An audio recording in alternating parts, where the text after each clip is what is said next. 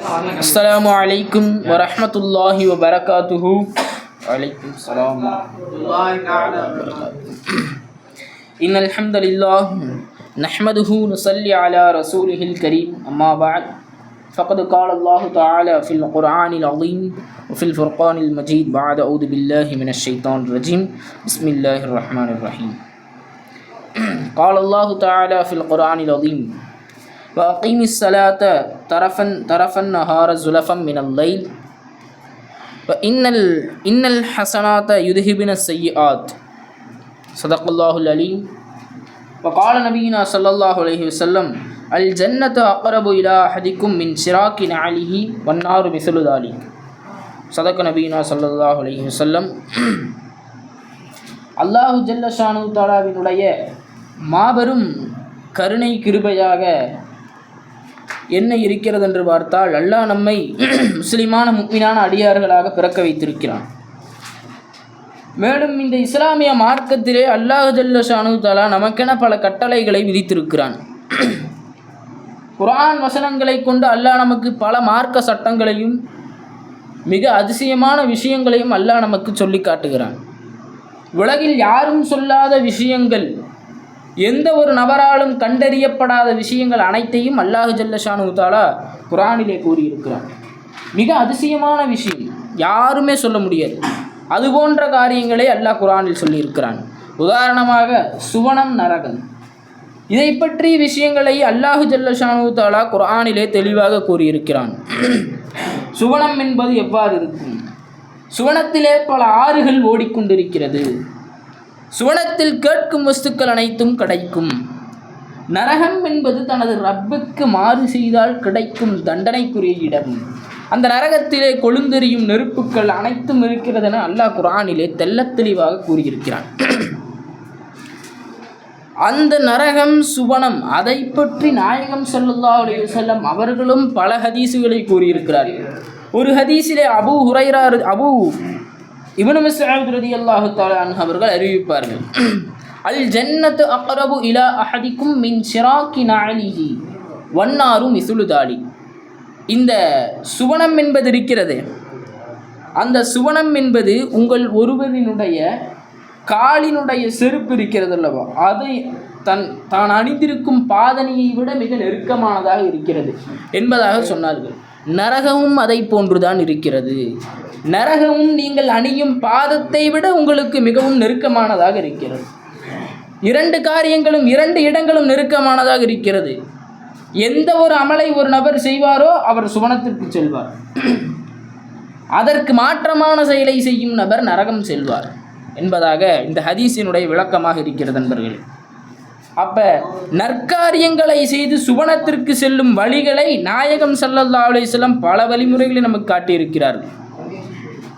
சுவனம் செல்வதற்கென பல வழிகள் இருக்கிறது. அதில் ரொம்ப குறிப்பான வழி, இந்த இஸ்லாமிய மார்க்கத்தில் மக்பூலிலும் ரொம்ப மக்பூலாக்கப்பட்ட ஒரு வழிமுறை, எல்லா மக்களாலும் ஏற்றுக்கொள்ளப்பட்ட வழி, அல்லாஹ்வும் குர்ஆனில் சொன்ன வழி. அந்த ஒரு வழிமுறை என்ன தெரியுமா? அஸ்ஸலாத், தொழுகை. தொழுகையை கொண்டு ஒரு நபர் சுவனத்திற்கு மிக எளிதான முறையில் செல்லலாம் என்பதை பற்றிய ஹதீஸுகளும் குர்ஆன் வசனங்களும் நம்ம கண் முன்னால் நிறையா இருக்கின்றன. குர்ஆனிலே அல்லாஹ் சொல்கிறான், வஅகிமிஸ் ஸலாத்த தரஃபன் நஹார ஸுலஃபம் மினல் லைலி இன்னல் ஹஸனாத யுத்ஹிபுன ஸய்யிஆத். தொழுகையை அல்லாஹ் சொல்லிவிட்டு இன்னல் ஹஸனாத், தொழுகை போன்ற நற்காரியங்கள் இருக்கிறது, இந்த தொழுகை போன்ற நற்காரியங்கள் யுத்ஹிபுன ஸய்யிஆத், தன்னிலே வெளியாகி கொண்டிருக்கும் பாவகாரியங்களை அவற்றை விட்டும் நகற்றக்கூடியதாக இருக்கிறது. அந்த அடியானை விட்டும் அந்த தொழுகை என்பது தீய காரியங்களை அகற்றி விடுகிறது என்பதாக அல்லாஹ் குர்ஆனிலே கூறுகிறான் நண்பர்களே. அப்பொழுது இன்றைய காலத்திலே நம்மில் பாவகாரியங்கள் நிகழ்ந்து கொண்டிருக்கிறது.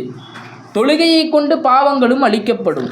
நாயகம் ஸல்லல்லாஹு அலைஹி வஸல்லம் அவர்கள் தொழுகையின் மூலமாக பாவம் அளிக்கப்படுகிறது. அதை பற்றி ஒரு ஹதீஸிலே நாயகம் ஸல்லல்லாஹு அலைஹி வஸல்லம் அவர்கள் சொன்னார்கள், அரஐத்தும், நீங்கள் என்ன கருதுகிறீர்கள் என்பதாக சஹாபாக்கள் இடத்திலே கேட்கிறார்கள். லவ் அன்னன் நஹ்ரன் பிபாபி அஹதிக்கும் யக்தஸிலு ஃபீஹி குல்ல யௌமின் ஹம்ஸன். உங்களினுடைய வீட்டிற்கு முன்னால், உங்கள் வீட்டு வாசலில் ஒரு ஆறு ஓடிக்கிட்டு இருக்கு. ஒரு நபர் அந்த ஆற்றிலே தினமும் 5 வேளை குளிக்கிறார் என்பதாக நாயகம் ஸல்லல்லாஹு அலைஹி வஸல்லம் சொல்லிட்டு, ஹல் பக்கிய மின் தரணிஹி ஷைஉன், அப்படி ஒரு 5 தடவை ஒரு நபர் குளித்தார்னா அவருடைய உடம்புல ஏதாச்சும் ஒரு அழுக்கு இருக்குமா என்பதாக நாயகம் ஸல்லல்லாஹு அலைஹி வஸல்லம் கேட்டாங்க. சஹாபாக்கள், இல்லை யா ரசூலுல்லாஹ், அப்படி இருக்காது யா ரசூலுல்லாஹ், உடலிலே எந்த ஒரு அழுக்கும் இருக்காது யா ரசூலுல்லாஹ் என்பதாக சொன்னார்கள். அதுபோல தான் நாயகம் ஸல்லல்லாஹு அலைஹி வஸல்லம் சொல்லி கேட்டார்கள், ஃபலிதாலிக மிஸ்லு ஸலவாத்தி ஹம்ஸின் யம்ஹுல்லாஹு பிஹின்ன ஹதாயா. இது போன்றுதான் தொழுகை என்பதும், எந்த ஒரு நபர் தன் வாழ்விலே நாள்தோறும் 5 நேர தொழுகையை தொழுவாரோ எம்ஹுல்லாஹு பிஹின்ன ஹதாயா, அந்த 5 நேர தொழுகைகளை கொண்டு அல்லாஹ் ஜல்ல ஷானுஹு தஆலா அவரினுடைய பாவங்களை அழிக்கிறான் என்பதாக நாயகம் ஸல்லல்லாஹு அலைஹி வஸல்லம் அவர்கள் சொல்லி காமித்தார்கள். நண்பர்களே, இன்று தொழுகை நமக்கு பொக்கிஷமாக கிடைக்கப்பட்டிருக்கிறது. தொழுகை மிக பொக்கிஷமான காரியமாக கிடைக்கப்பட்டிருக்கிறது. இந்த தொழுகையை கொண்டு நம்முடைய பாவங்கள் மன்னிக்கப்படுகிறது என்பதாக நாயகம் ஸல்லல்லாஹு அலைஹி வஸல்லம் அவர்கள் சொல்லி காமித்தார்கள். இன்றும் பல ஹதீஸுகளை நாயகம் ஸல்லல்லாஹு அலைஹி வஸல்லம் அவர்கள் சொல்லியிருக்கிறார்கள் தொழுகையினுடைய விஷயத்திலே. தொழுகை என்பது பைனல் அபதி வ பைனல் குஃப்ர், காஃபிருக்கும் அல்லாஹ்வினுடைய முக்மினான அடியாருக்கும் மத்தியில் இருக்கக்கூடிய ஒரு அடையாளம் என்ன தெரியுமா? தர்க்கு ஸலாத், தொழுகையை விடுவது என்பதாக நாயகம் ஸல்லல்லாஹு அலைஹி வஸல்லம் அவர்கள் சொல்லி காமித்தார்கள். தொழுகையின் முறைகளை இஸ்லாமிய மார்க்கம் மிகவும் வலியுறுத்துகிறது. அல்லாஹ்வும் குர்ஆனில் அவ்வளோ வலியுறுத்தி கூறுகிறான், தொழுகையை நீங்கள் கடைபிடியுங்கள். அகிமிஸ் ஸலாத்த லிذிக்ரி, என் சிந்தனைக்காக, என்னை நீங்கள் ஞாபகம் கொள்வதற்காக தொழுகையை நிலைநாட்டுங்கள் என்பதாக அல்லாஹ் குர்ஆனிலே கூறுகிறான். அல்லாஹ்வின் நல்லடியார்களே, அப்போ தொழுகையை கொண்டு பாவங்கள் மன்னிக்கப்படுகிறது என்பதாக நாயகம் ஸல்லல்லாஹு அலைஹி வஸல்லம் அவர்கள் சொல்லி காமிக்கிறார்கள். சரி, இந்த தொழுகையை ஒரு நபர் கடைபிடித்து வருகிறார், அவருக்கு என்னென்ன காரியங்கள் கிடைக்கும் அதையும் அல்லாஹ் குர்ஆனிலே கூறுகிறான். வஅ்முர் அஹ்லக பிஸ்ஸலாத், தொழுகையை கொண்டு உங்கள் குடும்பத்தார்களை நீங்கள் ஏவி வாருங்கள். குடும்பத்தில் இருக்கக்கூடிய பெற்றோர்களாகட்டும், மனைவி பிள்ளைகளாகட்டும், அனைவர்களும் ஏவி வாருங்கள். வஸ்தபிர் அலைஹா, அந்த காரியத்திலே நீங்களும் உறுதியாக இருங்கள். நீங்களும் அந்த தொழுகையின் விஷயத்திலே ரொம்ப உறுதியாக இருங்க. நீங்களும் 5 நேர தொழுகையிலே கடைபிடியுங்கள். லா நஸ்அலுக ரிஸ்கா, உங்களிடத்திலே நான் எந்த ஒரு ரிசுக்கையும் கேட்கவில்லை. நஹனு நர்சுகுக, உங்களுக்கு நான் ரிசுக்கு தருகிறேன் என்பதாக அல்லாஹ் ஜல்ல ஷானுஹு தஆலா குர்ஆன் வசனத்திலே கூறுகிறான். நண்பர்களே, அப்போ ஒரு நபர் தன் தொழுகையை மேற்கொள்வார் என்று சொன்னால் அவருடைய துன்யாவினுடைய பாவகாரியங்கள் நீங்குகிறது. இந்த துனியாவிலே கிடைக்கக்கூடிய வாழ்வாதாரத்தையும் அல்லாஹ்வே தன் புறத்திலிருந்து கொடுக்கிறேன் என்பதாக அல்லாஹ் குர்ஆனிலே கூறுகிறான். நண்பர்களே, அப்போ ஒரே ஒரு தொழுகை தான். இந்த ஒரு தொழுகையை கொண்டு அல்லாஹ் ஜல்ல ஷானுஹு தஆலா நம் துன்யாவினுடைய வாழ்க்கையும் நமக்கு செழிப்பாக ஆக்கி வைக்கிறான், மறுமையினுடைய வாழ்க்கையிலே பாவகாரியங்களை அழித்து விடுகிறான் அல்லாஹ் ஜல்ல ஷானுஹு தஆலா. இதைத்தான் நாயகம் ஸல்லல்லாஹு அலைஹி வஸல்லம் முதல் ஹதீஸில் சொன்னாங்க, அல் ஜன்னத்து அக்ரபு இலா அஹதிக்கும் மின் ஷிராக்கின் அலி. இந்த சுவனம் இருக்கிறதே உங்களுடைய கால் பாதணியை விட உங்களுக்கு ரொம்ப நெருக்கமாக இருக்கிறது என்பதாக சொன்னாங்க. அப்போ எந்த ஒரு நபர் இந்த சுவனம் செல்லும் வழிகளில் ஒரு வழியான தொழுகையை மேற்கொள்வாரோ அவர் அந்த சுவனத்திற்கு செல்வார். நண்பர்களே, சுவனம் செல்லும் வழிகளில் மிகவும் எளிமையான வழியில் இதுவும் ஒரு வழி. தொழுகை என்பது மிகவும் எளிமையான வழியில் ஒரு வழிதான். ஆனால் அதை மேற்கொள்ளும் விஷயத்தில் ரொம்ப கடினமாக இருக்கும். ஷைத்தான் அந்த விஷயத்திலே நம்மை ரொம்ப தடை செய்வான். அந்த தொழுகைக்கு செல்ல விடாமல், தொழுகையிலே சிந்தனை மாற்றுவது, இது போன்ற பல காரியங்களை கொண்டு ஷைத்தான் நம்மளை தடை செய்வான்.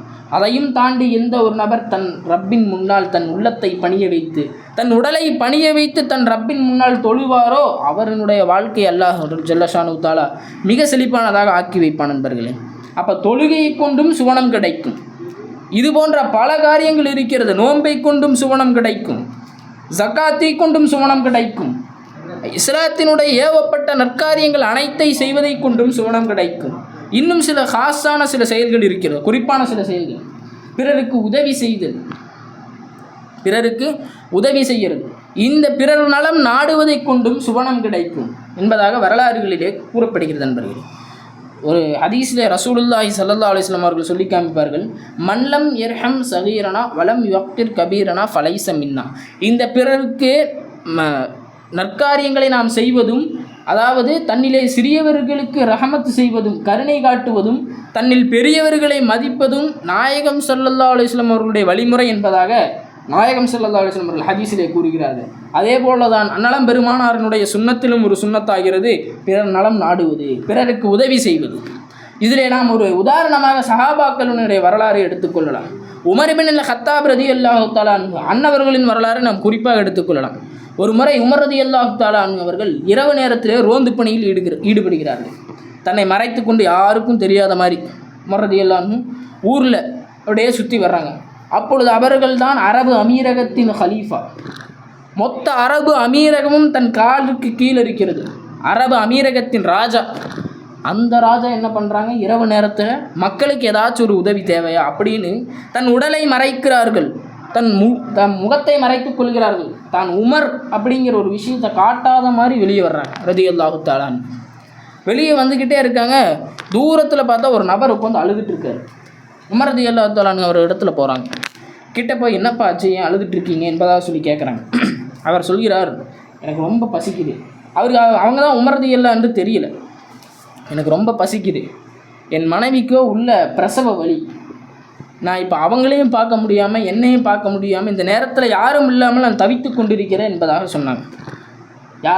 யார் இடத்துல சொல்கிறார்கள்? இஸ்லாத்தின் 2வது ஹலீஃபா, அரபு அமீரகத்தின் ராஜா, அரபு அமீரகத்தையே கைக்குள்ளே வச்சுருக்க அந்த சஹாபிகிட்ட சொல்கிறாங்க.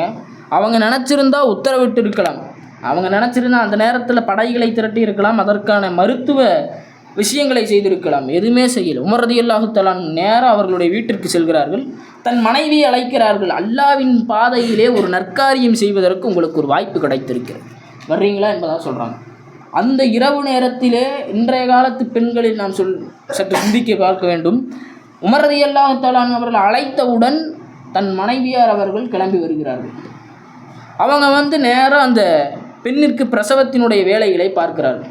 அந்த வெளியே பசியில் ஒரு நபர் துடித்துட்டு இருந்தாங்களே, அந்த நபருக்காக உமர் ரலியல்லாஹு தஆலா 3 கற்களை வைத்து சமையலை ஆரம்பிக்கிறார் என்பதாக சஹாபாக்களினுடைய வரலாற்று கித்தாபுகளிலே இந்த சம்பவத்தை பதிவிடுகிறார். அப்போ தன் கீழே பல படைகள் இருக்கிறது, தான் ராஜாவாக இருக்கிறேன், தான் அரபு அமீரகத்தின் தன் கைக்குள்ளே வைத்திருக்கிறேன் என்ற பெருமை அந்த சஹாபிக்கு வரவில்லை. பிறர் நலத்தை நாடுவதை எவ்விடத்தை நமக்கு கற்றுக் கொடுத்து சென்றார்கள் என்பதாக வரலாறுகளை பதிவிடுகிறார் நண்பர்களே. அப்போ பிறர் நலம் நாடுவதை கொண்டும் நமக்கு சுவனம் கிடைக்கும், பிறரின் இடத்திலிருந்து ஒரு முஹப்பத்தும் கிடைக்கும் நண்பர்களே. உதாரணமாக சொல்வார்கள், ஒரு வரலாற்று ஹதீஸுகளிலும் வரலாற்று சம்பவத்திலும் சொல்வார்கள், ஒரு ஜினா செய்யக்கூடிய பெண்மணி, அந்த பெண்மணி ரொம்ப தவறானவங்க தான். ஜினா செய்கிறதுனா அல்லாஹ்வுடைய கோபம் கிடைக்கும். அந்த பெண்மணி என்ன செய்கிறாங்க, ஒரு முறை நடந்து சென்றிருக்கக்கூடிய நேரத்திலே ஒரு நாய்க்கு தண்ணி தாகம் எடுக்கிறது, தண்ணீரினுடைய தேவை இருக்கிறது.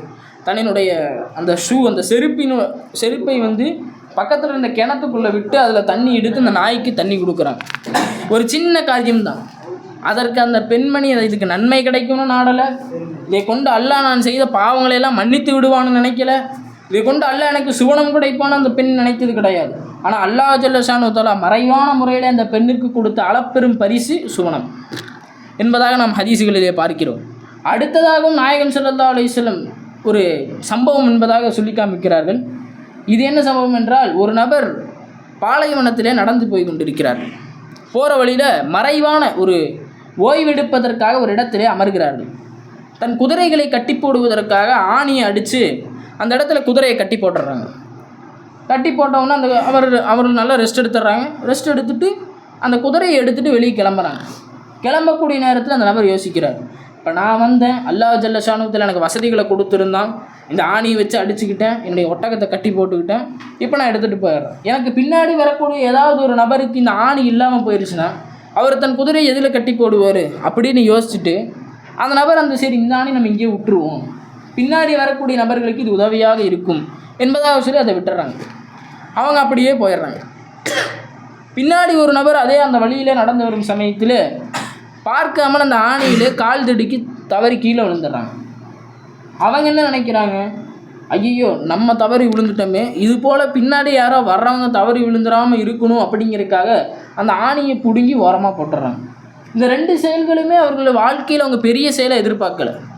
சின்ன ஒரு காரியமாக போகிற வழியில் ஒரு நவுத்தி விட்டு போகிற மாதிரி ஒரு செயலாக செஞ்சுட்டு போயிட்டாங்க. யாருக்கோ உதவும் அப்படின்னு வச்சுட்டு போயிட்டாங்க. வேறு யாரும் விழுந்துடக்கூடாதுன்னு நவுத்தி விட்டுட்டு போயிட்டாங்க. அவர்களுக்கு மவுத்து வந்தது, எல்லா கேள்வி கணக்கெல்லாம் மவுத்தெல்லாம் முடிஞ்சு கபரில் வச்சதுக்கப்புறம் அல்லாஹ்விடத்தில் நிற்கும்போது கேட்குறாங்க, அல்லாஹ் ஜல்ல ஷானஹு தஆலா உங்களுக்கும் உங்கள் 2 பேர்த்துக்கும் அல்லாஹ் சுவனத்தை தருகிறேன் என்பதாக சொல்கிறோம். ஏன் இல்லை நாங்கள் என்ன இப்படி நற்காரியங்கள் செஞ்சோம் என்பதாக பார்க்கும் பொழுது அந்த முதல் நபர் இருக்கிறாரு, நான் பெற்ற இன்பம் பிறருக்கும் கிடைக்க வேண்டும் என்பதாக அந்த ஆணியை அங்கே விட்டு சென்றார்.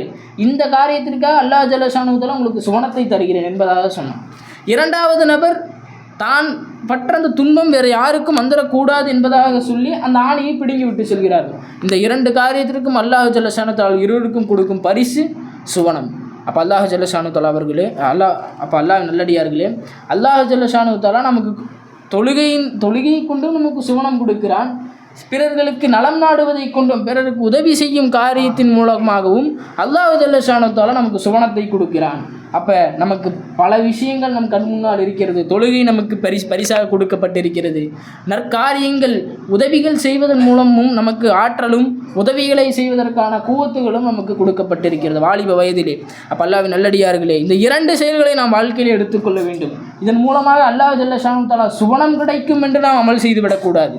அல்லாஹ்வினுடைய முஹப்பத், அல்லாஹ்வினுடைய பொருத்தம், அல்லாஹ்வினுடைய ரிலா கிடைக்கும் என்ற நோக்கத்திலே நாம் செய்வோம் என்று சொன்னால் சுவனம் கிடைக்கும், அதன் விலாயத்துடன் சுவனம் கிடைக்கும் என்பதாக பெரியார்களுடைய சொல் இருக்கிறது நண்பர்களே. எனவே இந்த அமல்களை நாம் செய்து நம் வாழ்க்கையை சீர்திருத்தி கொள்ளும் பாக்கியத்தை அல்லாஹ் ஜல்ல ஷானுஹு உங்களுக்கும் எனக்கும் தந்தருள் புரிவானாக. வ ஆகிர தஅவானா அனில் ஹம்துலில்லாஹி ரப்பில் ஆலமீன். அஸ்ஸலாமு அலைக்கும் வரஹ்மத்துல்லாஹி வபரகாத்துஹு.